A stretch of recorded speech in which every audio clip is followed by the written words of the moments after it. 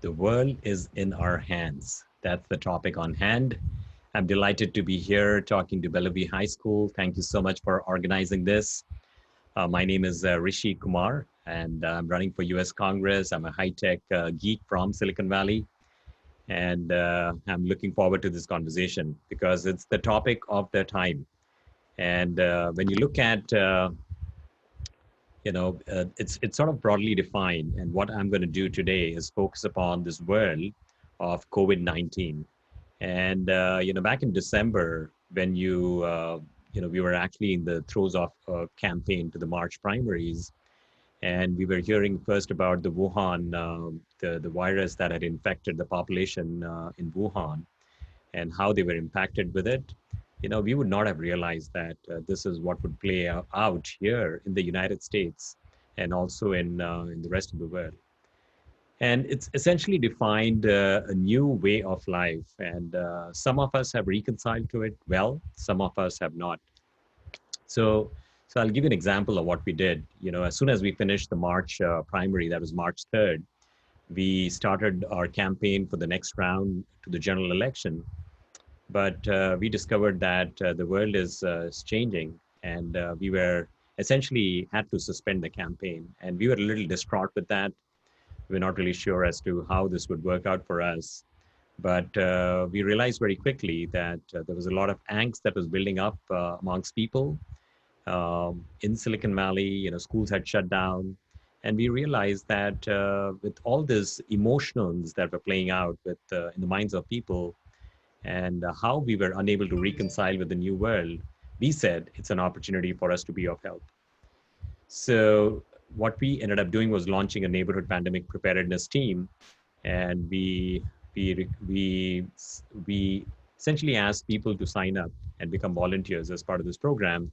This was actually modeled after the neighborhood safety watch program that had been very successful here in my city of Saratoga.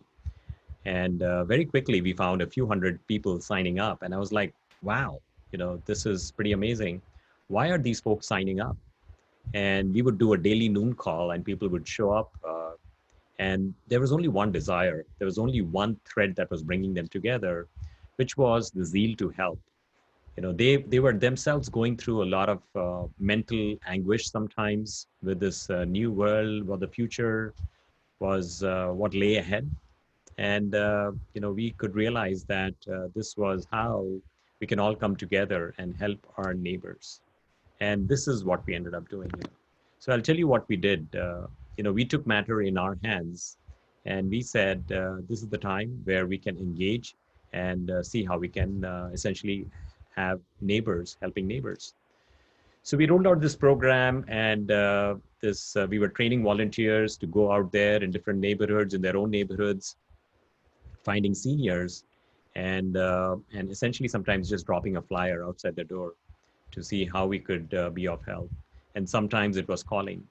And very soon we started hearing these amazing stories where people were reaching out to their neighbors, and the neighbors were feeling so much better when they were able to just help one senior neighbor stay quarantined. And it was creating some level of joy and happiness amongst people. And we could hear that on our daily calls. People would show up, they would talk about it. We said, let's figure out a different way. Let's see how we can take this program and grow it exponentially. So we started calling seniors. We started calling seniors of Silicon Valley.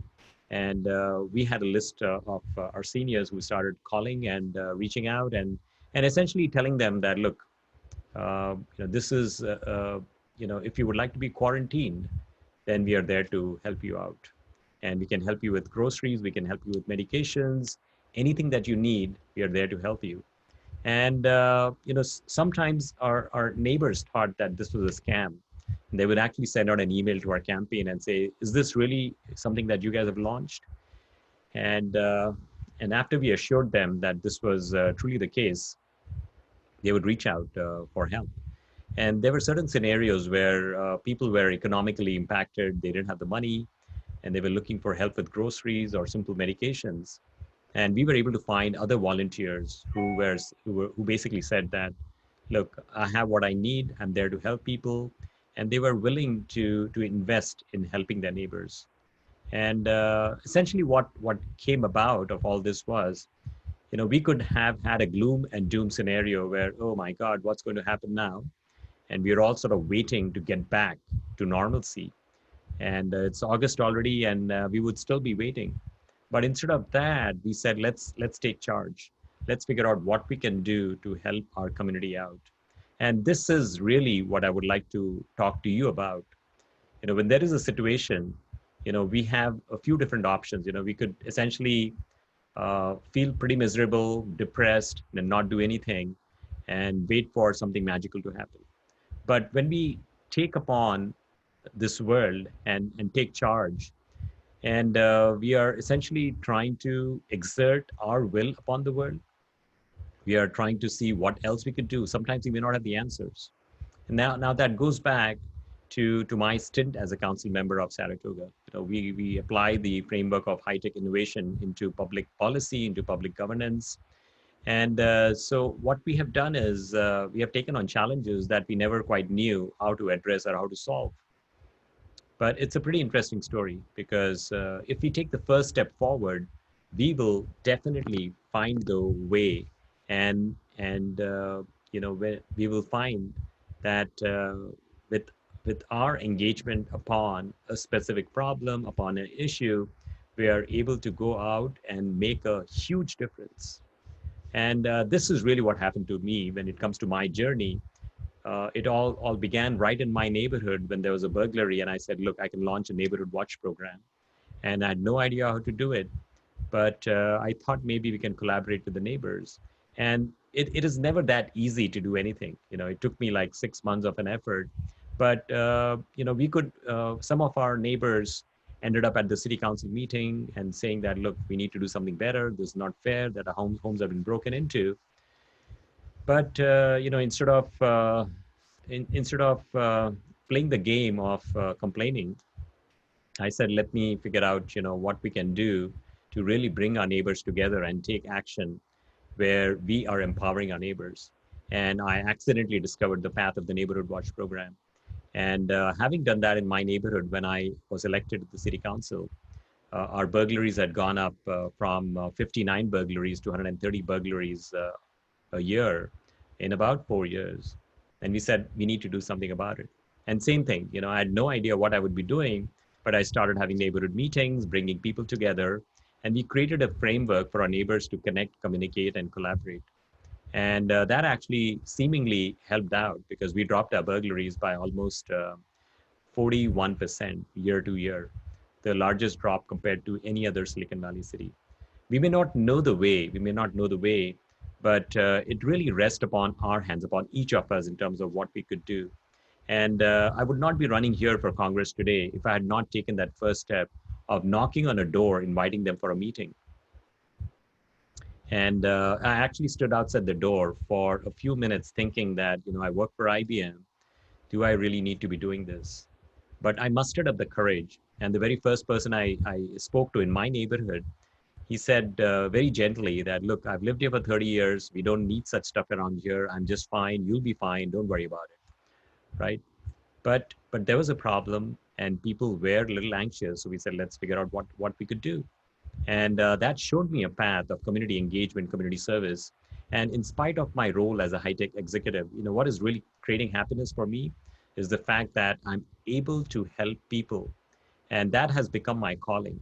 I would not have ever imagined that this would be a path forward for me, even if I go back like 10 years ago.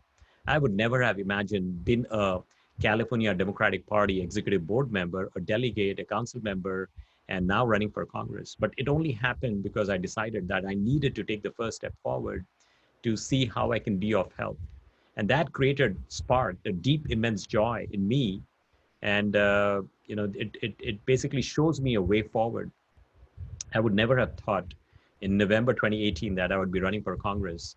And lo and behold, we announced formally in the very next month, in January of the next year, in February of 2019, we announced our run. And we have been running pretty hard for the last almost 16, 17 months now. and it's a great story playing out. We have a great chance to win this race. So I invite you to explore. And when you see something wrong, when you see something which is not right around you, what I would do was I would look around and see who's going to engage. But the onus is upon me, upon us to engage and see how we can advance that cause, explore different options to address the problem. And when that happens, when we are able to do that, you will discover a life's calling. And you look at, when you go back and read some of the stories that have happened in this world of how people found a path of stardom, for example, right? I mean, you look at Nelson Mandela or so many figures like Mahatma Gandhi. He was thrown out of a train in South Africa, and that became his calling. I mean, from a point of time where you are feeling pretty bad, you are shaken up by what you just experienced, and he decided that he wanted to make it become the fighting spirit, and he launched many movements back in India that we still remember today. So these things happen by taking that very first step, and I invite you on that path. And I promise you this: that you will not only make the world a much better place, but you will also discover that the world is truly in our hands, and all we have to do is take that first step forward. Thank you so much. My pleasure chatting with you, and look forward to staying in touch with you. Thank you. Enjoy. Bye.